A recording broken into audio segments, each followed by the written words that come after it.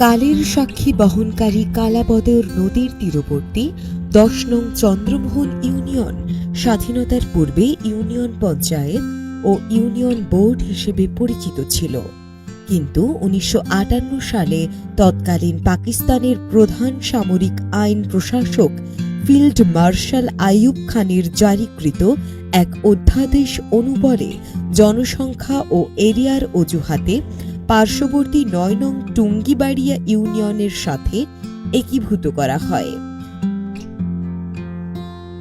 পরবর্তীকালে বাংলাদেশ স্বাধীন হলে ১৯৭৩ সাল থেকে পুনরায় ১০ নং চন্দ্রমোহন একটি স্বতন্ত্র ইউনিয়ন হিসেবে খ্যাতি লাভ করে। বর্তমানে এ ইউনিয়নের প্রশাসনিক কার্যক্রম বন্দর থানার আওতাধীন। ৫,৭৩৫ একর আয়তনের এ ইউনিয়নে প্রায় ১৫,৩২০ জন মানুষের বসবাস। বিএনপি জামায়াত জোট সরকারের আমলে এ ইউনিয়নের মানুষের ভাগ্যে তেমন কোনো উন্নয়ন জোটেনি।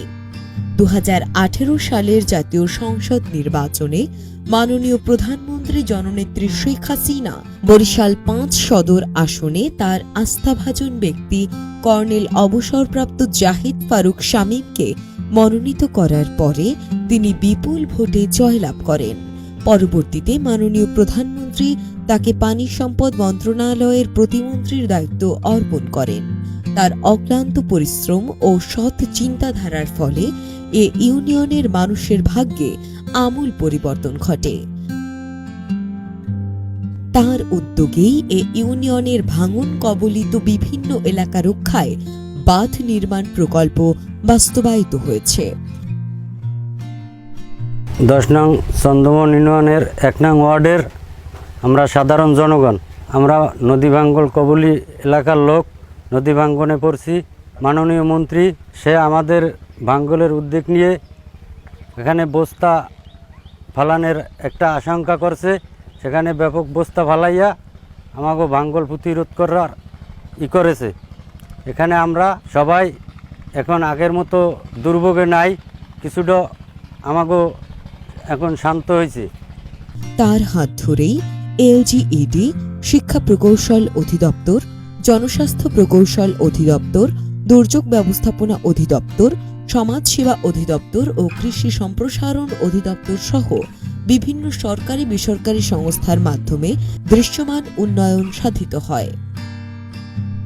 এলজিইডি কর্তৃক গৃহীত উন্নয়ন প্রকল্পসমূহ হল: সাহেবেরহাট সিংহের কাঠি থেকে চন্দ্রমোহন সড়কের ১৫০০ মিটার সড়ক মেরামত, টুমচর হাট থেকে দক্ষিণ টুমচর সড়কের ১,০০০ মিটার সড়ক মেরামত, টুমচর লঞ্চঘাট থেকে টুমচর হাট সড়কের ৯৫০ মিটার সড়ক নির্মাণ, চন্দ্রমোহন সরকারি প্রাথমিক বিদ্যালয়ের ভবন নির্মাণ, চন্দ্রমোহন হাই স্কুল সংযুক্ত সরকারি প্রাথমিক বিদ্যালয়ের ভবন নির্মাণ, মধ্য টুমচর সরকারি প্রাথমিক বিদ্যালয়ের ভবন সম্প্রসারণ, দক্ষিণ টুমচর সরকারি প্রাথমিক বিদ্যালয়ের ভবন সম্প্রসারণ।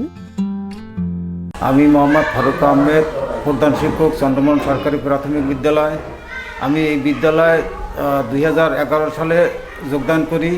এসে দেখি বিদ্যালয়ের পরিবেশ তেমন ভালো ছিল না। বিদ্যালয় ওয়াল টিন সেট ছিল এবং প্রতিদিন বর্ষার সিজনে টিন দিয়ে পানি পড়তো এবং বিদ্যালয় বর্ষার সিজনে পানি তলেই যেত এবং শিশুদের শিক্ষা দেওয়ার ব্যবস্থা ভালো ছিল না এবং অনেক টিচার এসে আবার চলে যেত।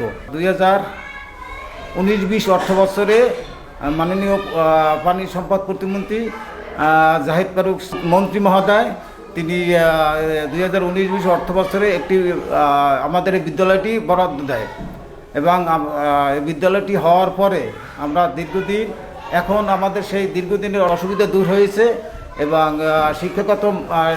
শিশুদের শিক্ষা মান এখন ভালোর দিকে যাচ্ছে। দক্ষিণ পশ্চিম ভেদুরিয়া খানবাড়ি জামে মসজিদ উন্নয়ন সহ ইউনিয়নের বিভিন্ন এলাকার কৃষি জমিতে নিরবিচ্ছিন্ন সেচের পানি নিশ্চিতকরণে ২,৭২৯ মিটার খাল পুনঃখনন প্রকল্প গৃহীত হয়েছে। আমি মোহাম্মদ শহীদুল ইসলাম, এই দক্ষিণ পশ্চিম বেদুরিয়া খান জামে মসজিদের ইমাম। এই মসজিদে কাছাকাছি কোনো মসজিদ নাই, যার পর এলাকার মানুষের দীর্ঘদিন পর্যন্ত নামাজ পড়তে অসুবিধা হয়েছে। কিন্তু আমরা যখন ওই তো দরখাস্ত দিলাম মন্ত্রীর কাছে, তো মন্ত্রী আমাদের দরখাস্তটা পাশ করলো। পাশ করে আমাদের এখানে 3 লক্ষ টাকা দিয়েছে। এই টাকা দিয়ে আমরা এই মসজিদের টাইসের কাজ করছি। এটা এই সরকার আমলেই কাজটা হয়েছে। আর আমাদের এই পানি মন্ত্রী, এটা মাননীয় জাহিদ ফারুক শামীম, তিনি এই টাকার অনুদান দিয়েছে।